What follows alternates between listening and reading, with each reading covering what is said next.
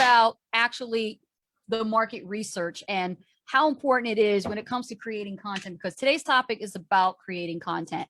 Now, how many of you, post in the chat, struggle with what to post on social media? I'm talking about what to put on your LinkedIn account, what to put in your YouTube account, what to put in your, what is it, Twitter, right? Yeah. What other things they got out there? Pinterest, right? Yeah. Well, market research takes a lot of time. And social media is vast. Yeah.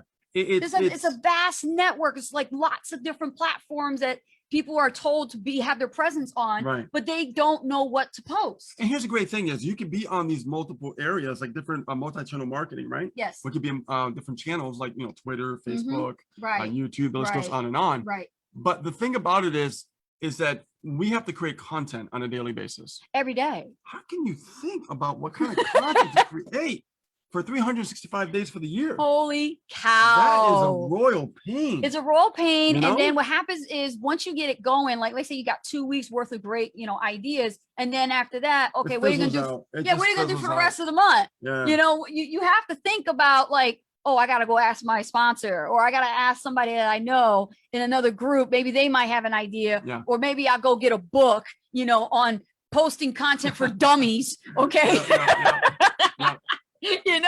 But here's the thing, guys. Yeah. It's like when you look at your mind could only handle so much when trying to get content on we did like what 3 blog posts a day for like years. Oh my gosh, I don't know how we even survived. It's crazy how we survived with a blog and doing it for about 4 years. Well, it wasn't creating content that much. But here's the thing, it was long content, so it was like a lot of work, right? You can create shorter content nowadays and still do just as good. But here's the thing, you're gonna run out of ideas. And you really are. And here's a strategy that I've used, and you guys can use too, is you can go on YouTube, you could research competitors, and you can look at all the content that they've done in the last year, and you can create content about the same thing. They don't own the content, right? Nobody owns the keyword, nobody owns the topic, right? So you can model after that, and that can help you create content and have an idea what to talk about for the next 365 days. Now, stay tuned to the end. We're going to show you how to actually forget all about that and make it a lot easier for yourselves. Okay? Yeah. So when you do this market research, it just takes time. It does. Like I've done market research on Amazon. I've done market research on YouTube. I love doing market research on Amazon. I've done market research it's like on Twitter. My secret weapons. Yep. Market research on Twitter. Yes. I've done market research right here on Facebook. And it's just a very time-consuming thing. And most people are not like us. They're not home like 100% of the time. They're not. Right? There are some people that still have jobs and they just don't have that kind of time. Right. They have families, right? Got to take care of the family. How much time do you have in a day to put into your business? So now I got to do market research, and then come up with the content. And they still don't understand what creates that attention, Right. It's a strategy. Yes. And there's a formula on it, and you got to try to figure out the formula and all this kind of stuff. And it can be very, very frustrating. Yes. So I know how you guys feel when you think about like, oh my God, content.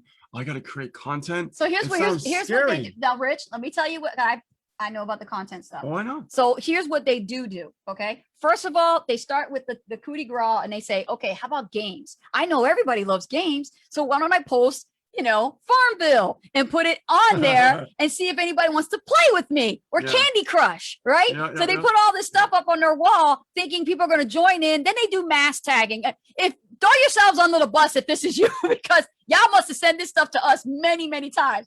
Okay, come over here and look over here. I'm playing this game. It's your turn. I'm like, first of all, I didn't even know I was part of the game. And you're just tagging me up and telling me to play the game. Immediately you get blocked for that kind of kind of behavior. And if it isn't the games, then this is what they do. They see the leaders in the industry posting success quotes. Yeah. Now, this is the stuff that makes me want and then what they do is they put too many freaking success quotes. But here's the thing, and there's nothing wrong with doing that, really, because it does get engagement. But you don't want to do it all the time. No. Right? You don't. You want to mix it in. Yes. Right? Like sprinkles, man. Little sprinkles every now and then. No, because then you're going to make me feel sick like I ate too much ice cream. Right. Exactly. A little too much of the same stuff Too much of the same stuff is not tasteful. Right? So